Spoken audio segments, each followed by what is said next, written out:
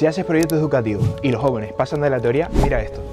Todo empezó con un WhatsApp del Cabildo para salvar la pesca artesanal. Fuimos a reunirnos con ellos y nos dieron una clase magistral sobre los atunes. Nos sentamos todo el equipo en una mesa con las fotos y decidimos qué atunes íbamos a modelar. Usamos referencias reales y maniquís para hacer los modelos 3D. Y porque sabíamos que ponerle vídeos a los niños en clase ya no funciona, primero diseñamos una experiencia inmersiva y luego un minijuego.